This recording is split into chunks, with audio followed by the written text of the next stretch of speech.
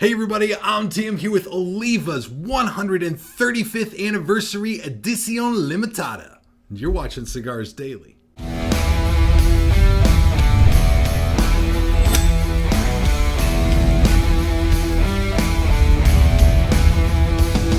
Help us future-proof our cigar community by watching these videos on cigarsdailyplus.com, a free place where we can enjoy and share our passion for cigars together. Go back in time with me 135 years to see just how screwed up the world was back then. Oh my gosh, there was so much going on. There were wars in South America. There was a second opium war that happened between like France and Britain and China. And in America, we were trying to wrap up our first civil war, an amazing time where the world really seemed kind of tumultuous, but even in those weird times, really good things can happen because a small family called the Olivas was also planting their first crop of tobacco.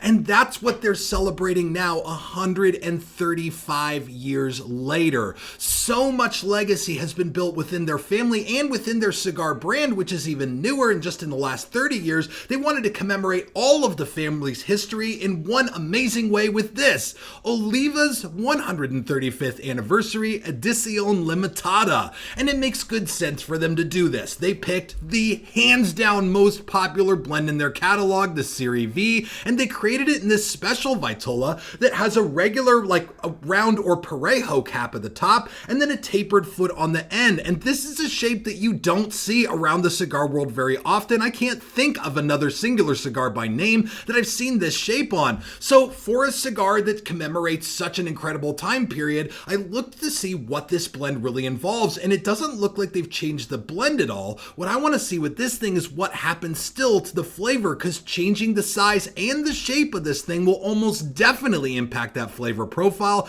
I want to see how close to the regular V this is, or if it even offers some interpretation of the flavor that's a little different.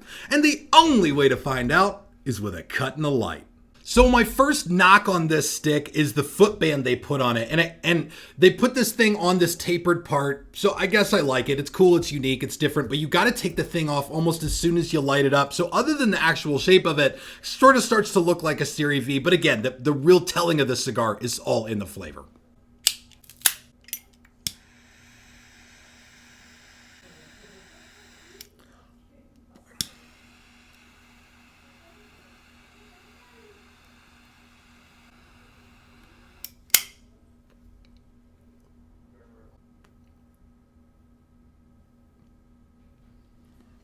Okay, I wanted to take you first into this tapered part. So I smoked through a little bit more than I usually do just at light up, but here the flavor it's really quite a bit different than what I remember from the original V, which is fascinating because again, like I said, I don't think the blend is changed in this, but this tapered off part is gonna like limit the like amount of tobacco or even sometimes the number of different types of leaf that can fit into this foot. And what I get is very different than that initial light up of a traditional Serie V. This thing is darker and like has more of those, I don't know, what I would almost call Maduro flavor notes. There's black coffee in this, cinnamon and cedar up front, and not a really bright and vibrant sweetness at light up, which is something I've always sort of associated with these Serie V cigars. They always have brilliant sweetness to that wrapper leaf. And so I want to see what this does. I think that the change in the actual ring gauge here promises a pretty good transition as we head from the first third into the second. But first we got to jump into the first third. So let's go there, see where it takes us.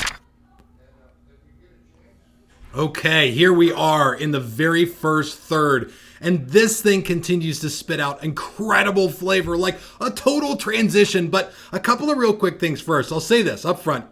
It's holding a very nice long ash that, you know, looks uncircumcised. It's just, I guess, how the ash looks on this cigar after you smoke it. But it's also got a really nice draw. Here in the first third, I was worried that this would have a tight draw at light up because typically cigars that have a tapered foot, they can tend to have a tighter draw. And certainly the draw was like a little tight, not bad, certainly not unsmokable in any way. But as I got into the first third, past the shoulder of that tapered part, that's when this thing started to open up and give me a better draw, but also this big change of flavor. So it was a more pointed flavor at light up that didn't have like much pepper to it. It didn't have sweetness to it. It was just nice dark coffee with cinnamon and cedar.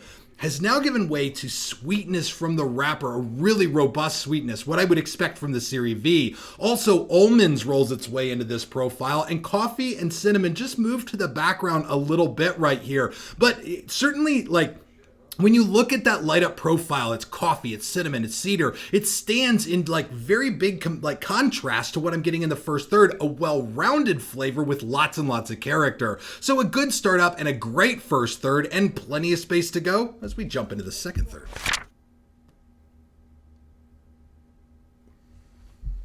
Having made my way through the second third here, this is the like sweet spot for this cigar. If ever I found a cigar that hit that perfect balance of flavor, this one does it amazingly. So all the way through the second third, that flavor from like past that tapered bit stays. It's cedar, it's sweetness from the wrapper, still some coffee and some cinnamon in there, almonds, earth, all of that in nice one package, but really thick, creamy, like almost chewy smoke coming out of this thing. Keeps me coming back for draw after draw after draw. I'll say, and I don't know if it's because of that light up experience where I was like, wow, this is different. I find that this balance is better than what I've experienced with other Vs. And I don't know if it's actually better or if I just feel like it's better because it started off different. Now take a look at the wrapper on this with me.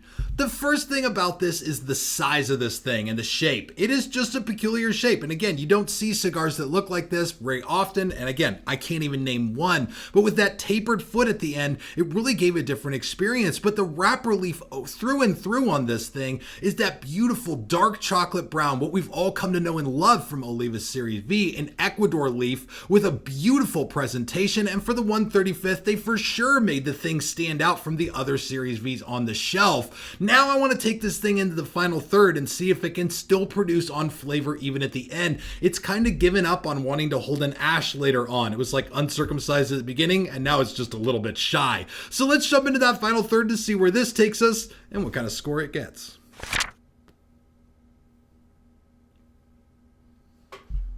Now, in the final third here, that ash staying power is back. The thing's holding an ash again, so it kind of came out to play, which is nice. But the flavor on this continues to pump along in the final third, giving me more than what I've expected from a lot of cigars at the very end. Some has fallen away, and really the prominent features here, cedar is still present, sweetness from the wrapper is still present, and that's not altogether common, and coffee is hanging in there like a trooper. From the very beginning of that tapered foot all the way until now, coffee's kind of been in the mix, and now is more like a leading dominating force of this flavor profile. And while that's common in a final third, I gotta say, all the experience of this has been great. It's given me what I've come to want from so many boutique cigars and have not found, and that's transitions of flavor and an overall really well-developed profile. Those are things that you don't find in just any cigar out there. My final smoking time on this has been 1 hour and 22 minutes on this long Robusto size, and my score came out to a 93. There's something about this cigar, and I don't think it's the fact that it just says 135 on the footband. There's something about the flavor and experience with this cigar I got that I haven't gotten from other Vs, that I haven't even got from Milanios that I've smoked from their line. The 135, I think they absolutely knocked it out of the park. And these things have been out for a bit now, so there's a chance you've tried one, or maybe you're getting ready to try it. So please, if you've had Oliva's 135 Anniversary Edicion Limitada, please drop a comment down below and let everybody know what you think of it, because we'll all learn better when we learn together. And check this video out on cigarsdailyplus.com, where you can always get more out of our content. Thank you all so much for watching. This is Tim signing off for Cigars Daily, and I will see you in the comments.